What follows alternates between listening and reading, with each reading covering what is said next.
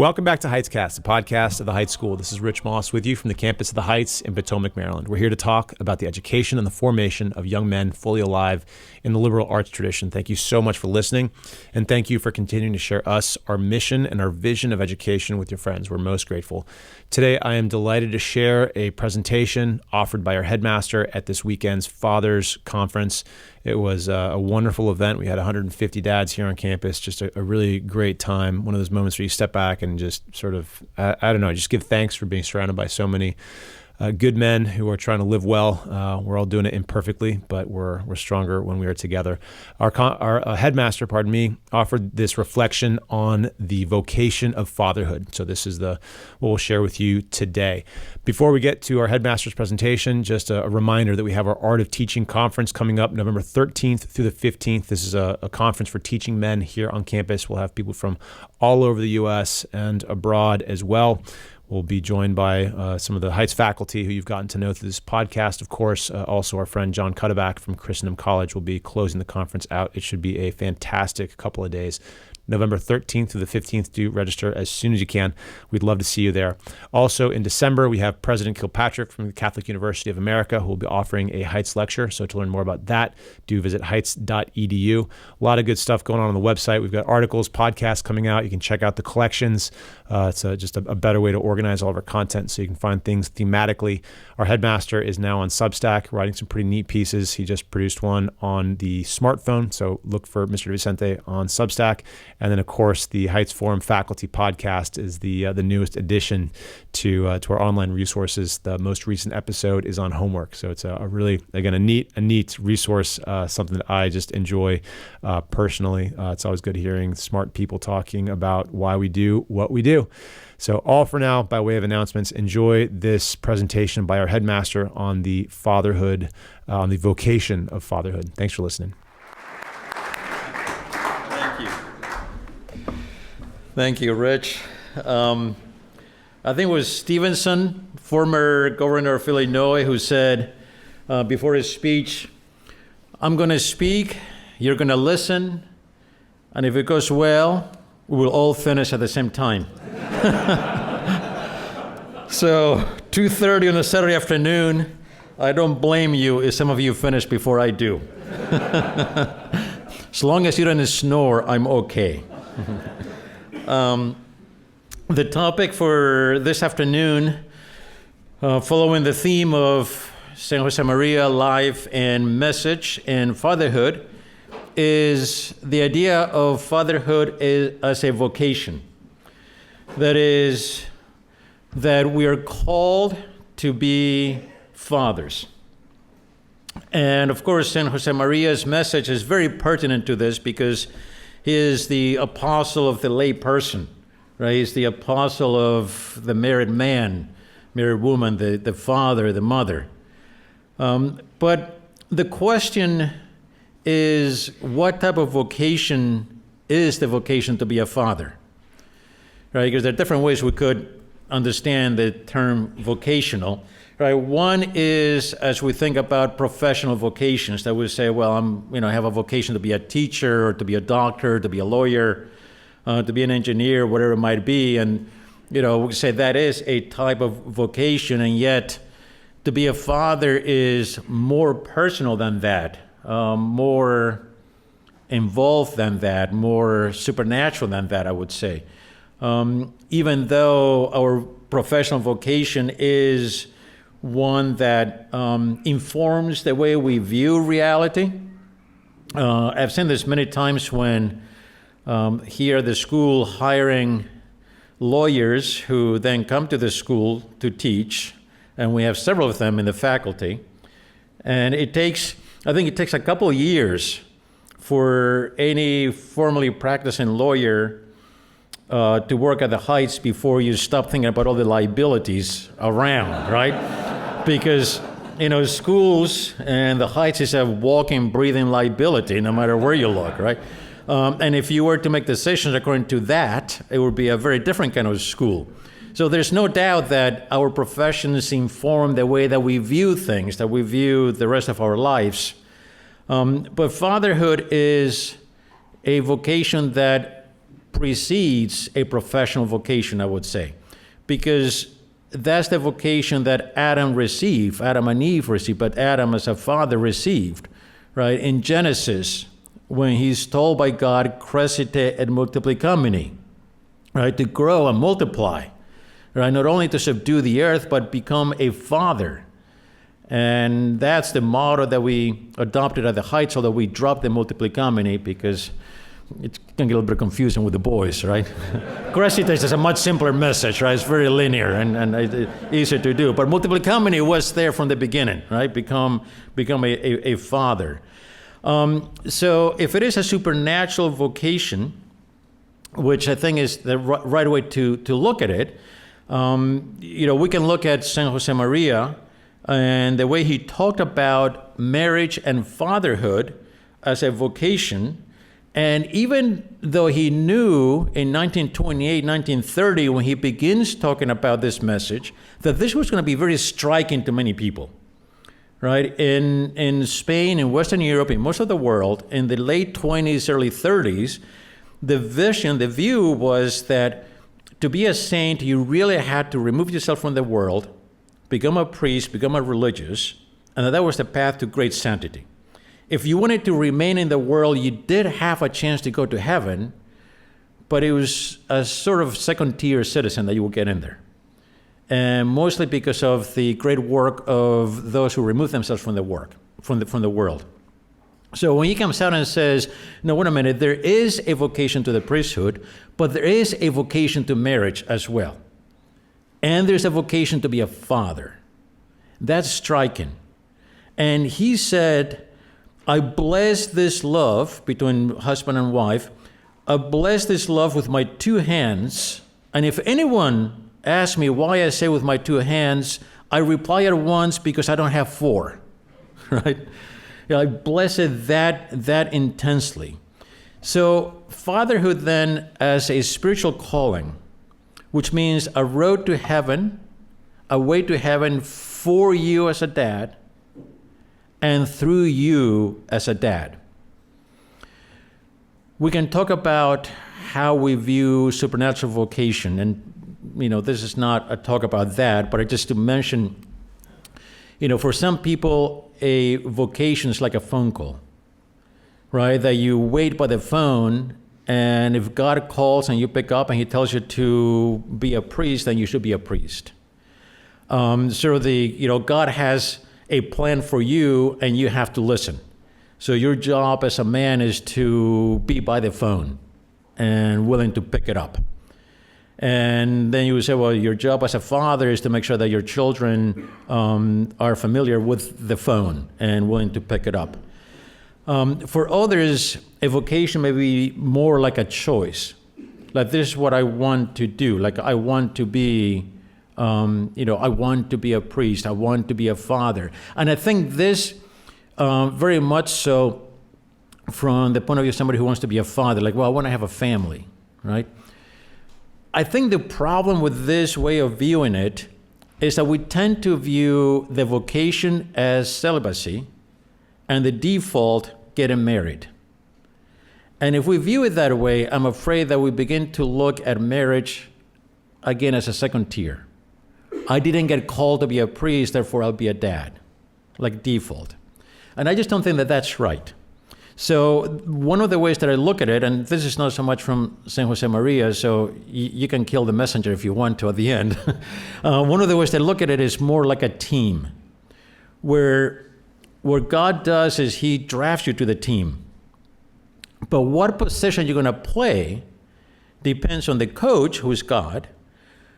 But the coach is going to read where you think you want to play and where you may be most confident in playing. And the coach is a great reader of emotions and psychology and everything. So the coach can look at his team and say, I want you to play defense today. One, because I think that your traits are such that are going to make you a great defender, but also because I just see you in practice, that's where you're most comfortable. I think that's where you're going to flourish as a player, right? You could be a very good player regardless, but you're going to be especially good if you play defense. And if somehow I insist that I don't want to play defense, I want to play midi, he will play me there. And he's going to coach me greatly to be able to be a very good midfielder. One may argue that I'm not going to be as great a player as if I play defense, but you never know. The point is that he's still invested in getting me to be the greatest player possible, even if I'm playing a different position. So fatherhood, I think, is an actual spiritual vocation where not only do you fall into it by default because you didn't get called to live a celibate life, but from the beginning, you choose, and God wants you to go to heaven and bring others to heaven through fatherhood. So let me talk about 4 characteristics of the vocation of a father. And, you could have more than 4, but these are 4 that I think are interesting and that I've gathered from St. Josemaria's message as well. One is that it is purposeful. Right, that God calls you to be a father for a reason.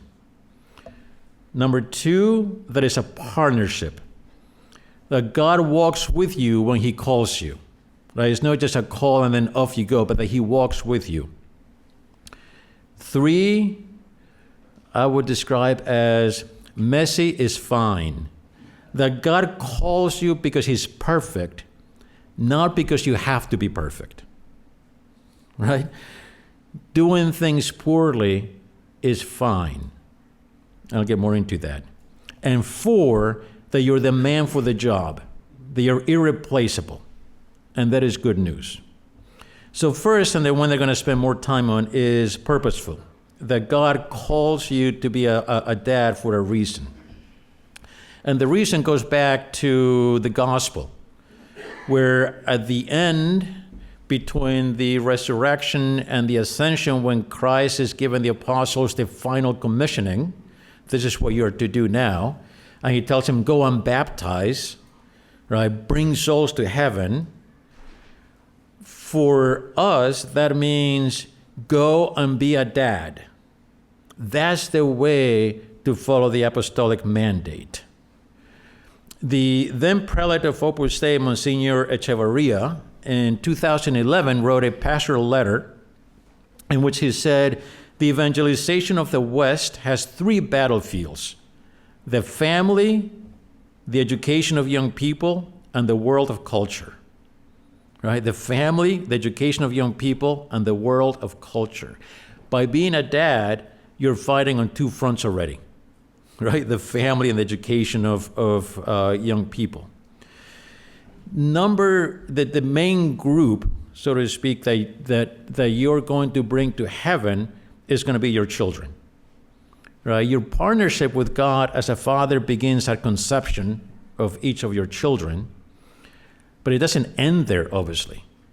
Right? It's not just that he informs the conceived cells with a soul, which is incredible, that at the moment of conception, God is already involved, blowing life into those cells. Before your wife knows that she's pregnant, God has known your child and loved your child and created your child. But that partnership does not end there. It ends in heaven. He is committed from the very first blow, information of the spirit of the soul, all the way until that soul is with him in heaven. As a father, you are the protector, the steward, the conduit, the way for that child to go to heaven. So the partnership is God coming down, creating your child, and saying, I have chosen you to be the father of our child, so that he or she may be with me forever in heaven. If that is the mission, right? If that is the vocation, the very first thing that I think we're all driven to do is to pray for your children. Because you realize, so help me God, How do I do that, right? That is an awesome mission, true sense of the word. It's awesome. It's awe-inspiring. Help me, Lord. I got to pray for them.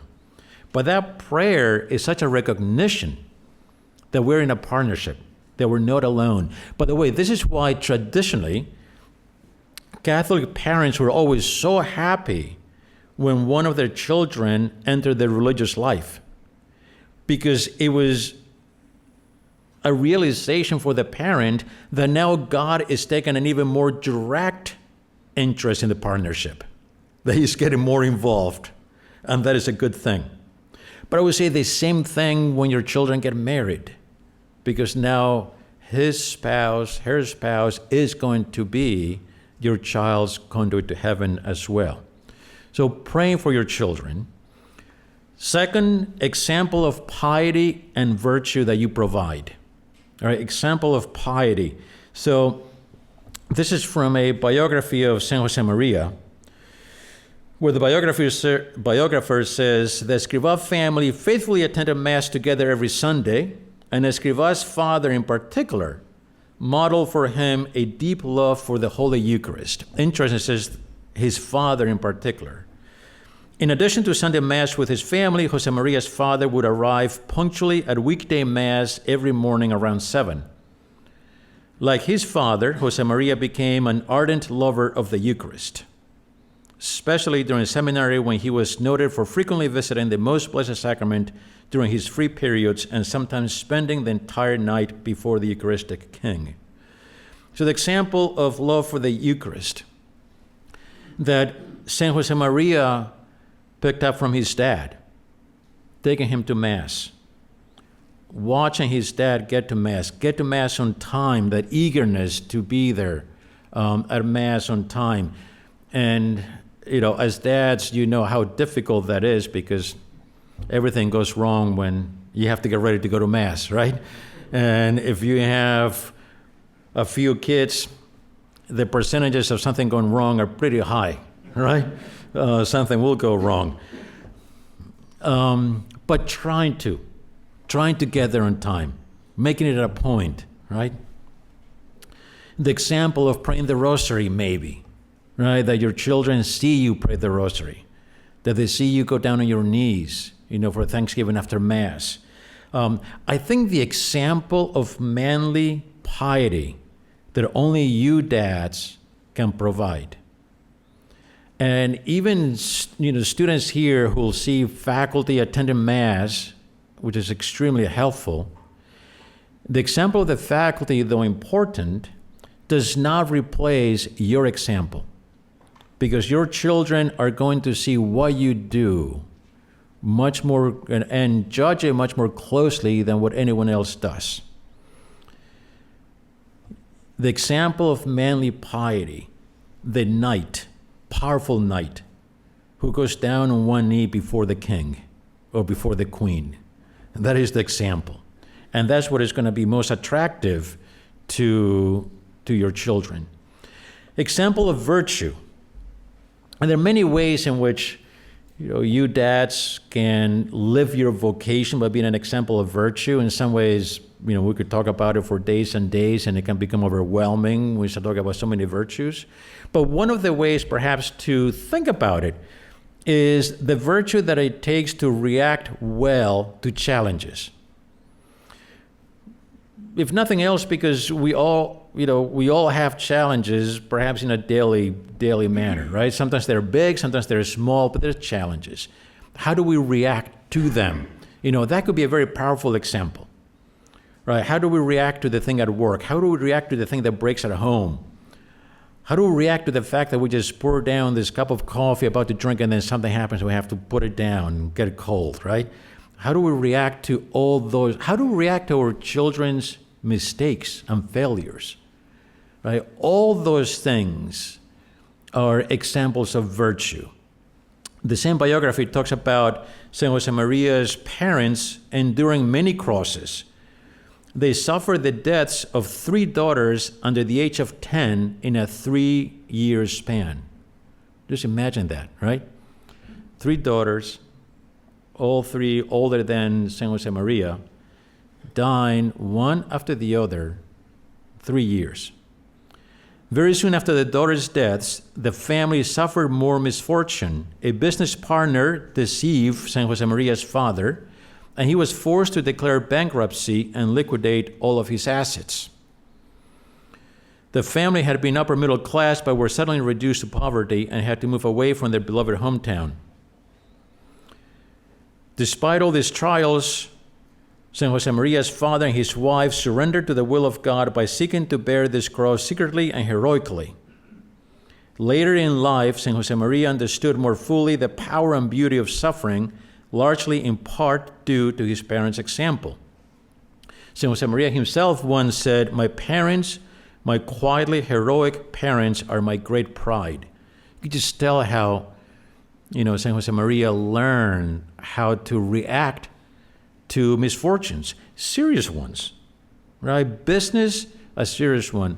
The death of 3 daughters, a very serious one. The reaction to setbacks, which is both trusting God that He has a plan, and that when we pray the Our Father and we say, "Thy will be done," is a very hard prayer, because I suspect that most of us, when we say, "Thy will be done," what we actually want is, "Lord, may my will be done.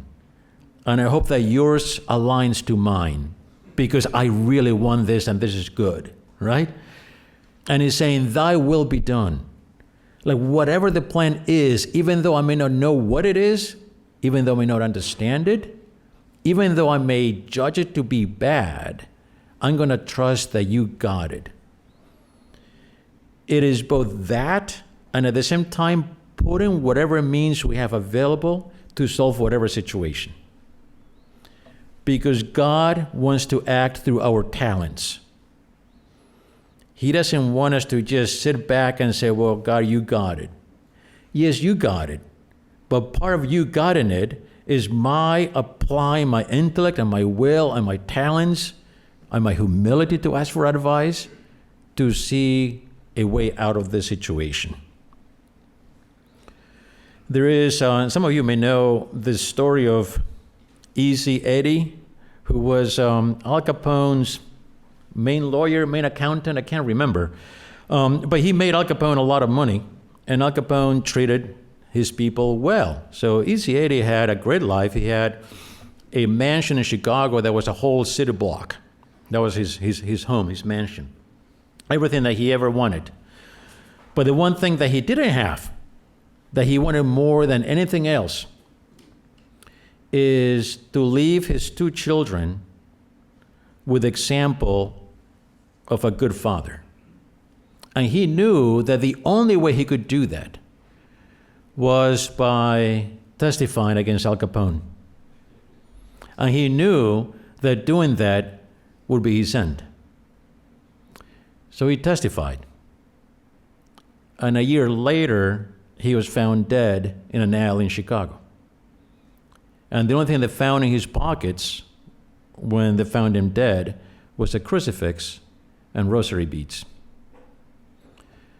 During World War II, there was a pilot, part of a squadron, that took off from an American carrier for a bombing mission.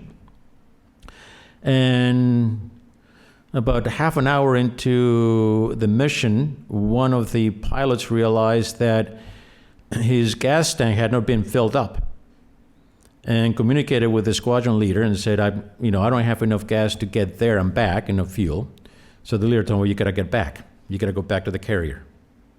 So he veered off. On his way back, he found a squadron of Japanese fighters going to attack the fleet. And he just happened to be out of radio distance from his squadron and from the fleet, right? So he's alone through that gap. So he does what he thought he had to do, which was to take the whole squadron on. And in and out of the formation. At one point, he literally ran out of bullets. So he had to do what he thought he had to do, which was try to attack him without any weapons by using his wings to clip the wings of the other fighters. And after several minutes of that, the Japanese squadron actually left, and they went back to their base, never attacked the fleet. He landed his plane safely on the carrier. Watching the film, they realized that he had actually was responsible for downing 5 enemy fighters. He became the number 1 ace during World War II. He died a year later. His name was Butch O'Hare. And when he died, they actually named the Chicago airport after him. Well, Butch O'Hare was Easy-80's son. And it's amazing to see the sacrifice of a father of saying, the one thing that I want is to give my sons an example of virtuous living. And in his case, because of previous choices he had made, that example, very powerful, cost him his life. But it made his son be the type of man to be able to do what he did.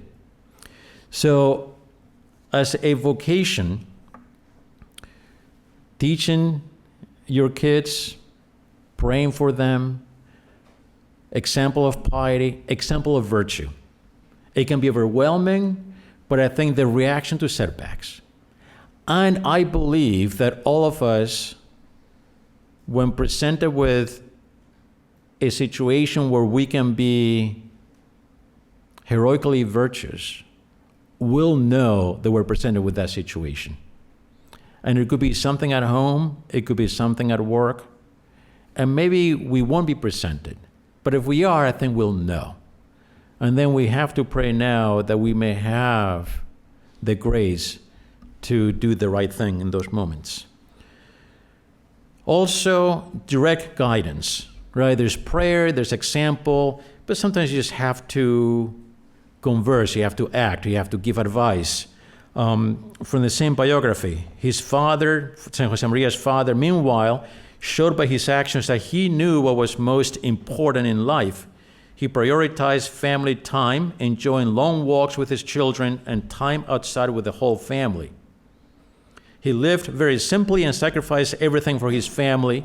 It's no wonder that years later, San Josemaria said of him, I owe him my vocation. Right, what a compliment, right, to his dad when he says, I owe my vocation to my father.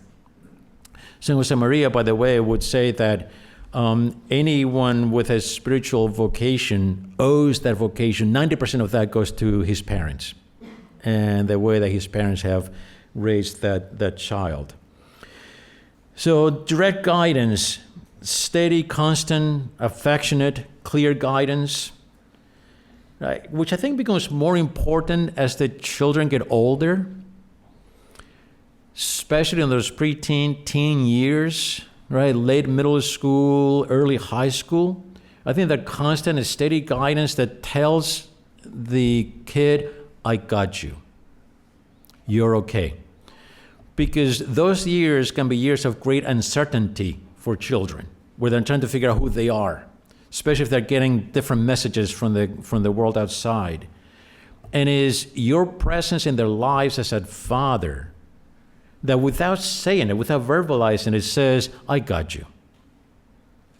I'm with you, right? I'm by your side. You're okay. The question may be, for most of you, would be, boy, will I give the right advice every time? What is the secret to be able to do that? Where do you buy that, right? Where do you buy, what degree do you get to be able to know that every time one of your children has a need, a question, or is in a situation, that you're actually going to say the right thing at the right time in the right way? I would tell you, I can guarantee you, you're not going to do that. That's impossible. There's no way that you can always say the right thing at the right time. Sometimes because you just don't know what the right thing to say is. Other times it's because you're busy, preoccupied, stressed about something else. It's just really hard to know what to say. There are many times when you talk to a teenager, and there are times when you talk to a teenager and you know, wow, that went really well. I could tell a light went on. And there are other times where you talk to a teenager and realize, you know what I said was worthless.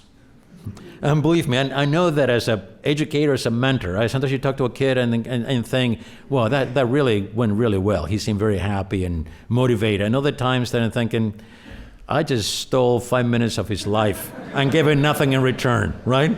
I'm a thief, right? Unintentional, but a total thief. Like, I didn't give him a single thing for the time he spent talking with me.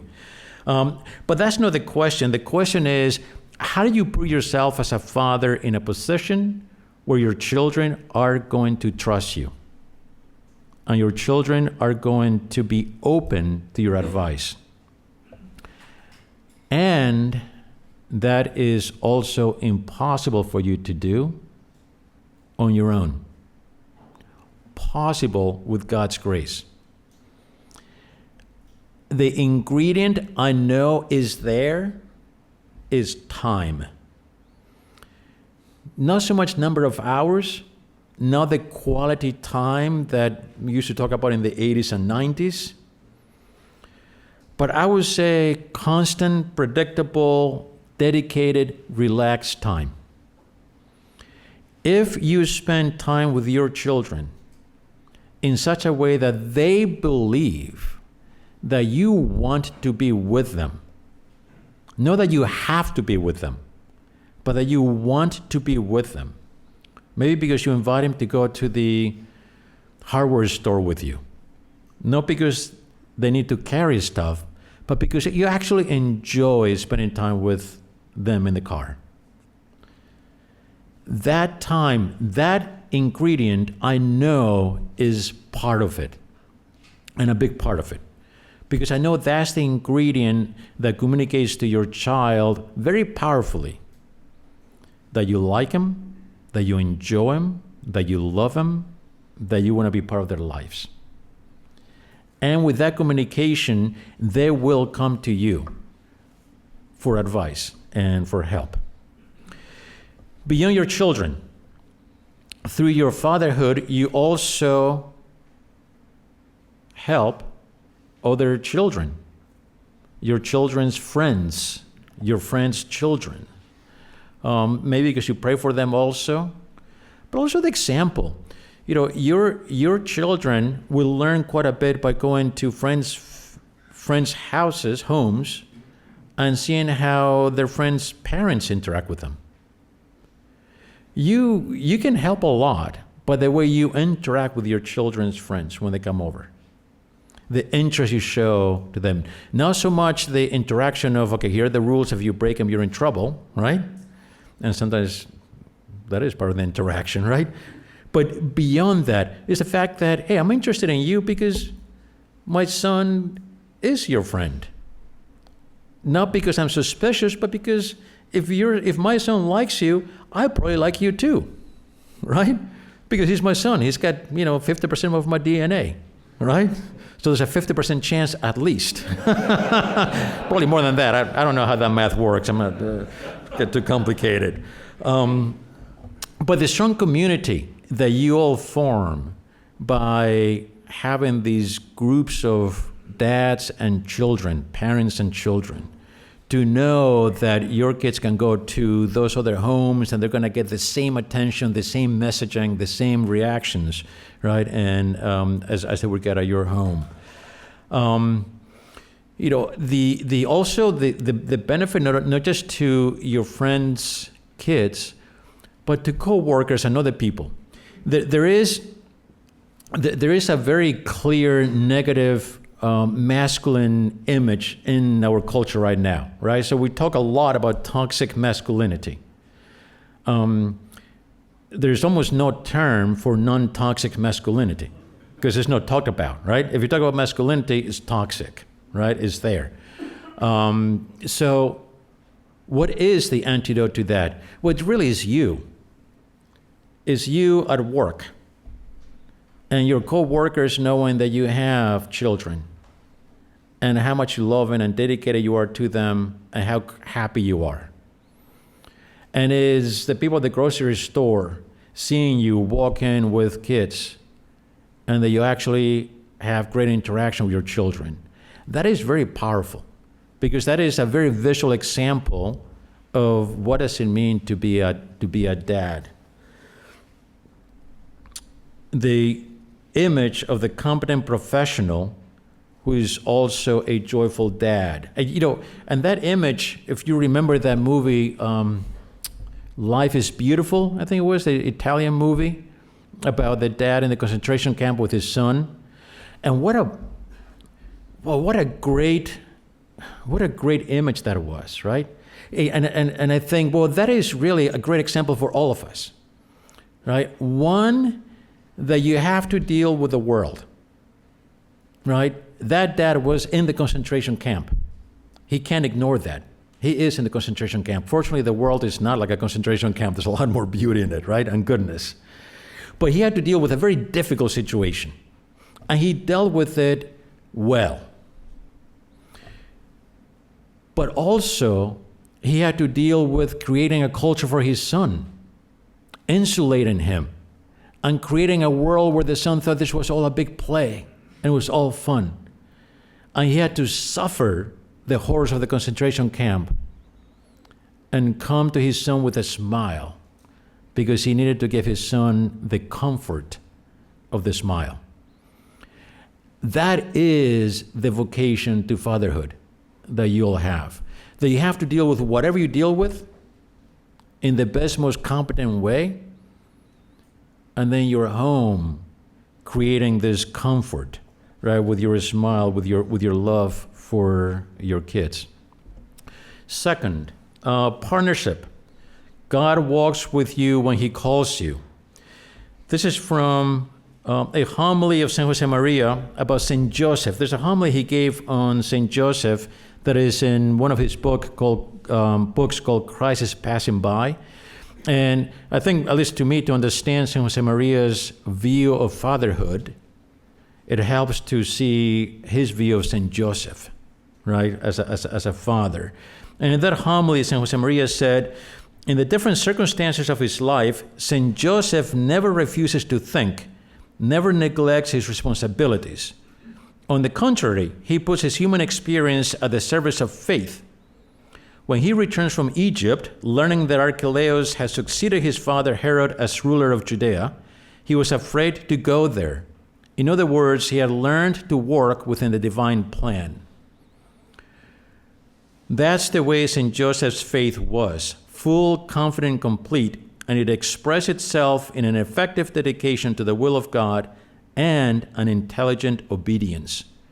And San Jose Maria would talk about this idea of intelligent obedience, right? That we obey God intelligently, which means we try to make sense of things. That St. Joseph, when he comes back, when the angel tells him, you can go back home, and he leaves Egypt and realizes, it doesn't seem safe to me.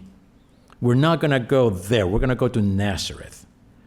Because I've been told to go home, but this situation just doesn't seem right. And then he gets, another message from God saying, yeah, you're right. Nazareth is a better place, right? To go, a safer place. So that we provide, in this partnership, we provide our efforts, loyal, generous, with our own attributes, right? Our own intelligence, our own will. When given a vocation, God expects an answer that is deeply free. So, vocation of a father, he expects a free answer from you. Free in the first place from selfishness, from pride, and the desire to stand out. But free also to place at his service all our talents, initiative, and creativity. So to respond freely to the vocation of fatherhood is to say, yes, I will be a father, and therefore I'm going to work at being a good father. Because I know that you are going to give me the grace to be a good father, and the grace is actually what matters most. But my talents, my ability, my disposition is the piping through which the grace comes in. What I have to do is I have to expand the piping as much as possible so that more grace flows through it. If I just say, hey, what is really going to help my children is the grace, the water that comes in. And my piping remains really small, I'm constraining and limiting the grace that my children can receive. I have to expand the piping. That's the intelligent obedience, right? I want to be a good father. I'm going to try to be a good father. And frankly, that's why you guys are here, because you're really trying instead of doing something else on a beautiful Saturday. God provides the grace, but he operates through nature, right? The piping is ours. Thirdly, Messi is fine, not the great soccer player. You don't know how difficult it was for me to say Messi is fine because I'm a Real Madrid fan. But for the good of the world, right? Messi is fine. God calls you because he is perfect, not because you're supposed to be, right? He doesn't expect you to be the perfect dad. When I first became the executive director of the Tenley Study Center, with the job of expanding a lot of the programs, taking care of the young people in the programs, taking care of people in the house, even their spiritual nurturing, and I was 23 years old. I remember sometimes thinking, I think I fooled them, right? I don't think they know. I'm in the wrong place. Like, I shouldn't be that guy.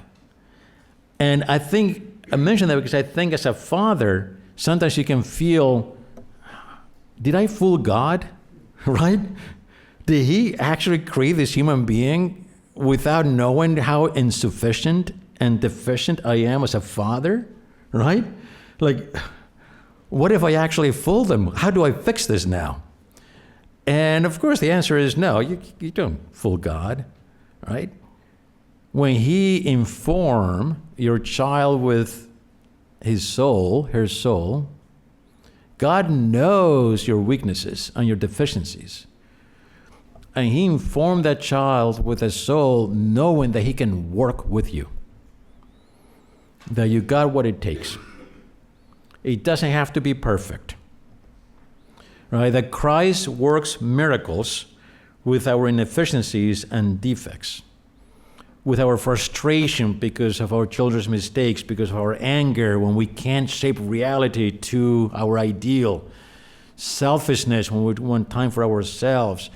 All those things, as long as we fight against them, not that we win every time, right? But that we fight against them, that we keep trying, God can work through that. Remember Mother Teresa's comment when she said that God does not expect you to be perfect.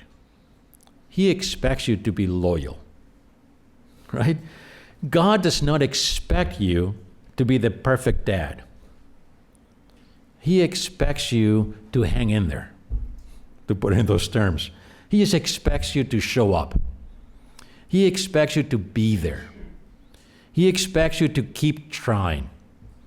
He expects you to keep asking for advice, to keep apologizing, to keep trying, to not get down on yourself when things go bad. And not only when the children do something that you don't like, but when you realize, my mistake, I wasn't there.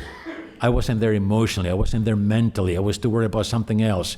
Like, he knows your weaknesses and your inefficiencies and deficiencies. He's working through them.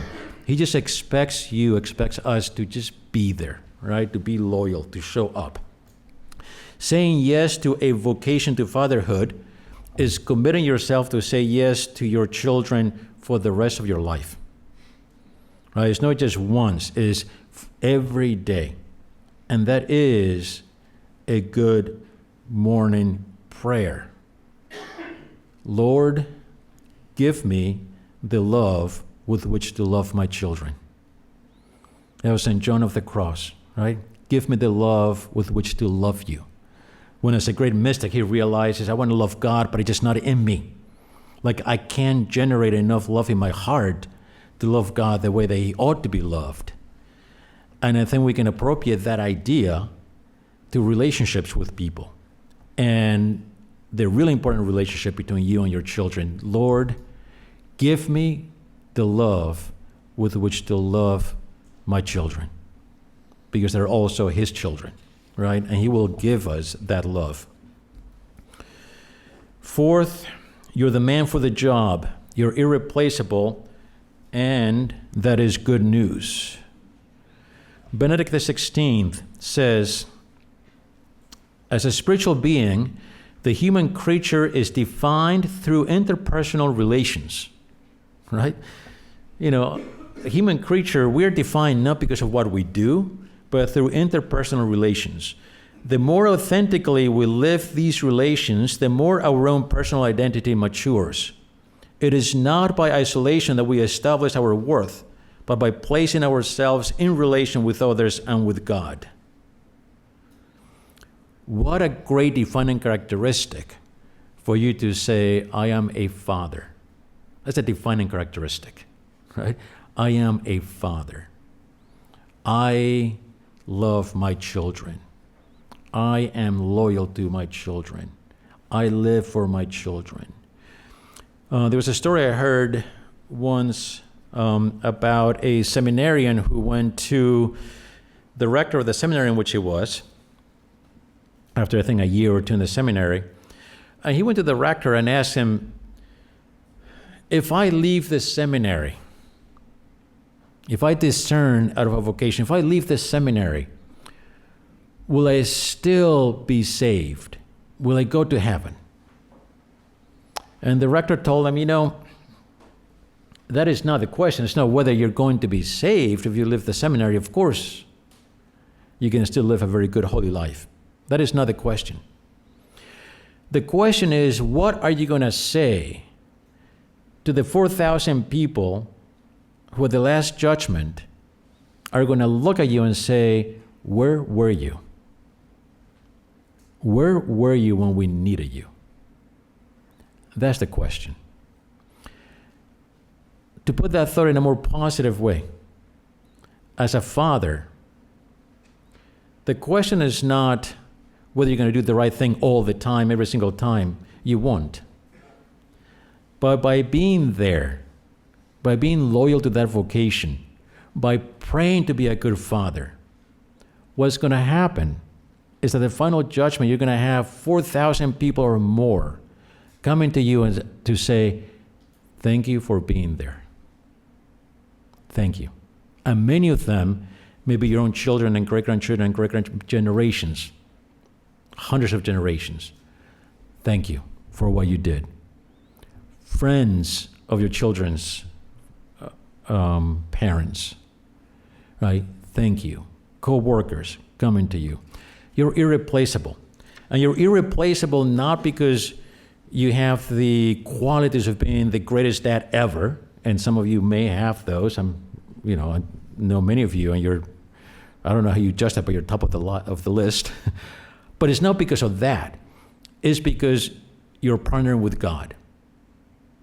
And He will make you all powerful through His grace and your availability to it.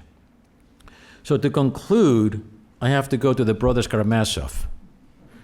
And I have to go there because it's such a great book, and once in a while I think you got to, bring it out of the shelves. Where it says, there's nothing higher and stronger and more wholesome and good for life in the future than some good memory, especially a memory of childhood, of home. People talk to you a great deal about your education, but some good, sacred memory preserved from childhood is perhaps the best education. If a man carries many such memories with him into life, he is safe to the end of his days. And if one has only one good memory left in one's heart, even that may sometimes be the means of saving us. So I'll conclude with a virtual toast to many good memories that you will plant in your children's minds and hearts through your flawed but faithful fulfillment of your vocation as a dad. Thank you so much.